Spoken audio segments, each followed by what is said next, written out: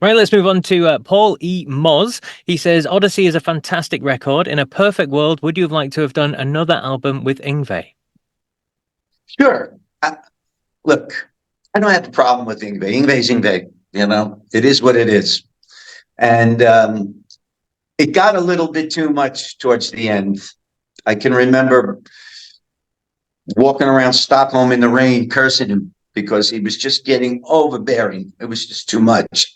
And at times like those, no, you don't want to do another record. You really don't. You need some distance between you to settle down. Looking back, I guess we could have, if he was a little more reasonable at the time.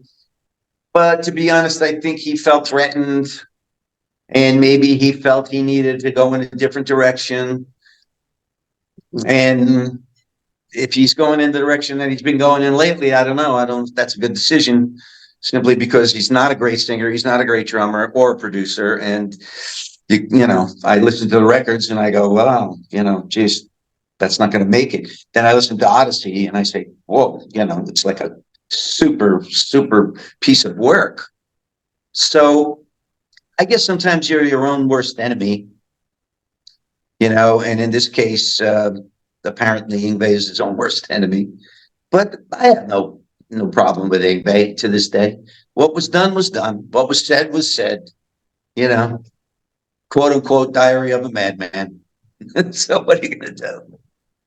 Absolutely. And you mentioned Ritchie before. We spoke about Ritchie before and Yngwie as well. And obviously they're both known for certain reputations in the business. I mean, how do you go about kind of trying to work with people that are traditionally difficult to work with? Well, I think I got a lot of experience from Ritchie. And Ritchie wasn't so difficult. Something great. And him not adoring you, you have to understand he has a reason. And if you have the sense enough to talk it out, work together on that. Yeah. He did the same thing with the tracks too. Need this guitar part over, step over, let's back here and do this. Right. Yeah, I see what you mean. There you go. Now you've got a teamwork happening. So that's not difficult. That's just you want, what's right, what's perfect. And that's what he is. He's more of a perfectionist than difficult. I mean, hey, he's a prankster. He's very funny. He's got a dark humor, and once you kind of grasp that and you can turn some things against, around at him, he enjoys that. He likes when you play the tricks on him as well. All right. So, he could take it as much as dish it out. So he was easy to work with, in my opinion, because he'd always come up to me after listening to a track and say, that's right. You did it. That's right. Right there. You're spot on. Like when I did the Street of Dreams track, the vocal, he couldn't play the lead at one point. He went into the studio and I was sitting in the lounge, and he said, he comes into the lounge and says, I just can't get it. And I said, what? He goes, I can't play a solo. And I said, what's wrong? He says, your vocal is intimidating. And I said, intimidating? He says, it's a fantastic emotional vocal. And I said, so this is what we want. I said, go in and play a fantastic emotional lead. Okay, let's go have a beer. Cracked open a couple of beers, talked about it, lit a few candles, went back in the studio, and he played a solo that I still can sing to this day. Melodic, beautiful composition, perfect for the arrangement. Bam. That's not difficulty. That's just teamwork. Fantastic stuff. And I've got a question here from G. Varner, who says, how did you first meet Richie Blackmore? First of all, I've always been a big fan, so to speak, of his guitar playing. Yeah. When I'm playing guitar and practicing, I'm always doing a Ritchie Blackmore lick. Okay, I always took him as like my number one guitar player. And then I got a call from him in New York. I was living in New York and looking for a band because my band Fandango had broken up.